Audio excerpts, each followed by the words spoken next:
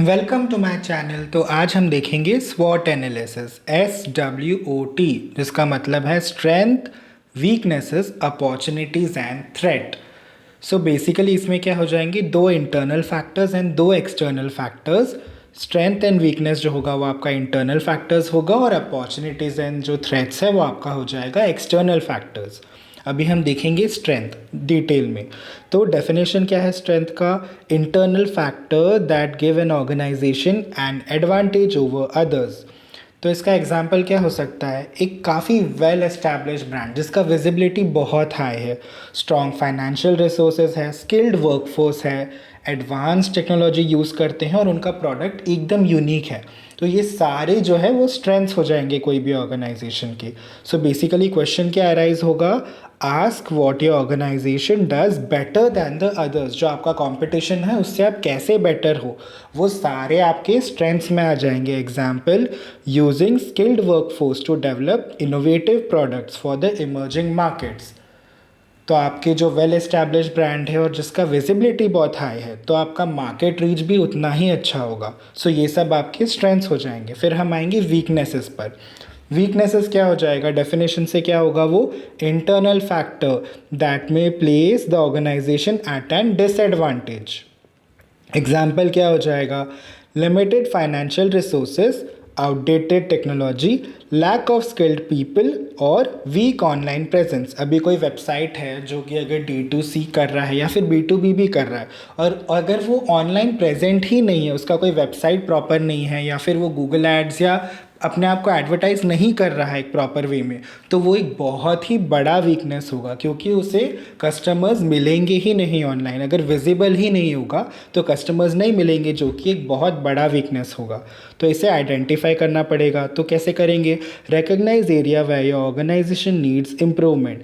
जैसे कि अगर आउटडेटेड टेक्नोलॉजी है तो लेटेस्ट टेक्नोलॉजी यूज़ करना पड़ेगा, ओवरकम करना पड़ेगा। Example, investing in training programs to address the skill gap and take advantage of the new market trends. Latest market trends के साथ अपडेटेड रहना पड़ेगा।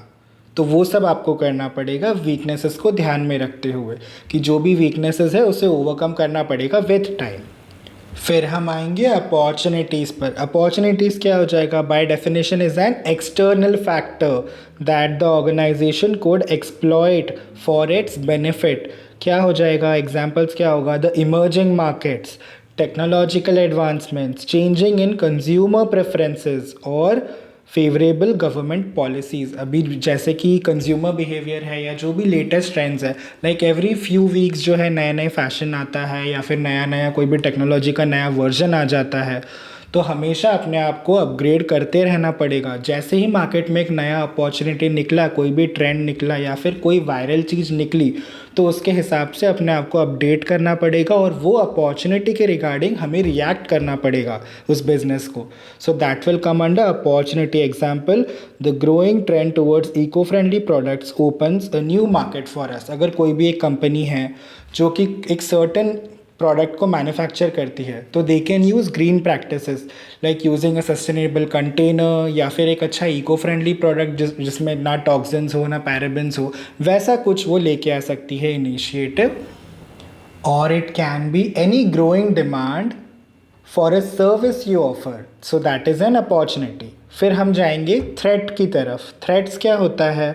Bye definition, external factor that could pose a risk to the organization. ये क्या हो जाएगा? Any risk जो problem हो सकती है या फिर कोई चैलेंज ही क्यों ना हो। इकोनॉमिक डाउनटर्न हो गया, कोई लॉज या रूल्स एंड रेगुलेशंस में कोई चेंजेस आ गए, या फिर may be even a new competitor, वो हो जाएगा आपके लिए थ्रेट्स। तो आपको सबसे पहले ही इसे रिकॉग्नाइज करना पड़ेगा and you have to prepare strategies to come out of that situation. So recognize external factors that could pose challenges. Example, intense competition, economic downturns, changes in the regulations or technological disruptions. So basically threat क्या हो जाएगा? Refers to an external factor or the element outside of your control that can have the potential to negatively impact your objectives, project, business, organization, or any other entity that you are analyzing. तो basically काफ़ी सारे terms आ जाएंगे उसमें, जैसे कि competition, economic factors, regulatory changes, technological changes, supply chain disruptions and the changing consumer trends, और काफ़ी सारे जैसे कि social cultural shifts and threats में नेचुरल डिजास्टर्स भी आ सकते हैं, which can depend on the nature of the product or the service. And identifying these threats is crucial for strategic planning. It allows organizations to develop plans, adapt to the changing circumstances, and minimize potential negative impacts on their goals and operations. So स्वॉट analysis का अभी हम summary देख लेते हैं. Strengths मतलब क्या हो जाएगा?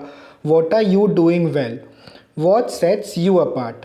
वीकनेसेस में क्या आ जाएगा? What do you need to improve. Opportunities में क्या होगा? What are your goals, are the demands shifting, वो सब कुछ. और थ्रेट्स में क्या आ जाएगा? What are the factors outside of your control, जो कि आप कंट्रोल नहीं कर सकते, जो कि इन्वायरमेंटल फैक्टर्स है. So thank you so much for watching, and if you like my videos and if you find my videos useful, so please do like, share and subscribe to my channel. I'll soon be uploading a lot more MBA marketing related videos. Please do like, share and subscribe to my channel. Thank you so much for watching.